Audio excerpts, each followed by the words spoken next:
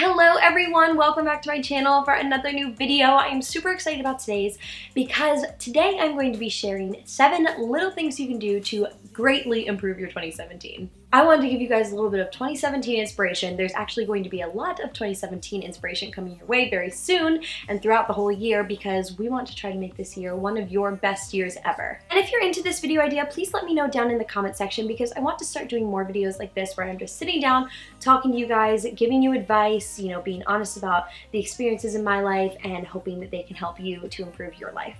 So if you'd want to see more of those, make sure to give this video a thumbs up and let me know in the comment section. And now let's go ahead and get into the 7 little things you can do. Number 1 on our list may sound a little silly, but it has helped me immensely in like some of my hardest moments in my life. And that is to give a name to your problems. Now I know, like I said, that sounds a little bit silly, but I named some of the issues that I was dealing with a couple years ago Taylor, and it just sort of helped to differentiate like those issues from who I am as a person because I found myself getting stuck in this feeling of like, why am I feeling this way? Why are these things happening to me? What did I do to deserve this? And when you sort of differentiate your problems from who you are as a person, it really helps you to just sort of feel better about the whole thing. And you can sort of be like, F you, Taylor, like I don't care about what you're saying. And it almost just helps you feel better. I used to write in my diary letters to Taylor or as Taylor, just to like sort of help me get out my emotions and like sort of to make me tell myself what I would tell a friend who is going through those problems. Because you can always give better advice to people when you're not in the situation. Number 2 on our little things is something that is a huge resolution for me this year, and that is to replace the words I'm sorry with thank you phrases. Now, as women, we are conditioned to say sorry like all the time for everything. We are always apologizing. And it's not just women, it's men as well who suffer with this sort of like over-looming gloom of like always feeling like everything is your fault and that you always have to apologize for everything, even if it wasn't really in your control. So for example, if you're late somewhere, instead of saying sorry I'm late, you say thank you for waiting for me. And you can see how that really changes the tone of the situation, like from I'm so sorry that I wasn't here, I can't believe I did that, to more of a like thank you for waiting for me and understanding that sometimes things happen and I happen to be late that day. And just to give you another example of that, instead of sorry I messed up, you can say thank you for being patient with me, which once again is just a really easy way to change your mindset. And I think by doing that, you'll find yourself like being a little bit less down on yourself. And of course, there are still situations where I'm sorry applies, like hurting friends' feelings, but you can even follow that up with a thank you, like I'm really sorry I hurt your feelings, but I'm really grateful that you're willing to sit down and talk to me about it. See how that changes the whole thing? I just think that it works so well. That is a huge resolution for me.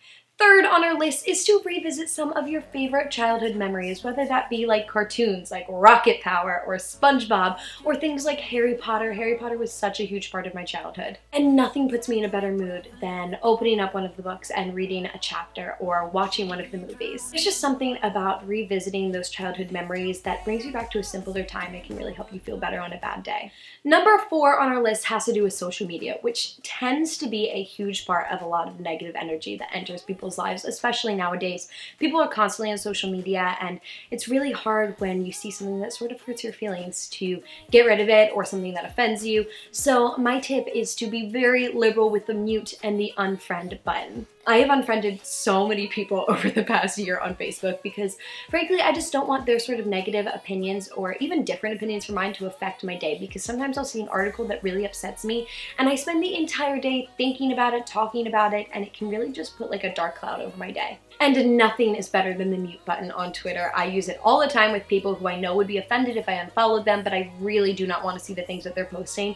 Use that mute button. It is there for a reason. And trust me, eliminating some of that negative energy from your social media will make all the difference. Number 5 is to sleep with your phone on Do Not Disturb, which I know sounds sort of hard, but trust me, you can do it. And even if you don't realize it, your phone buzzing throughout the night is definitely interrupting your sleep. It's like entering into your dreams. I know I've been in dreams where I've heard buzzing before and realized the next day that it was actually my phone. And even with your phone on Do Not Disturb, you can still receive phone calls if someone tries calling you more than twice, and you can change those settings depending on what you want. And I'm 98% sure that your alarm still goes off, but definitely double check that because I don't want to make you guys late for school.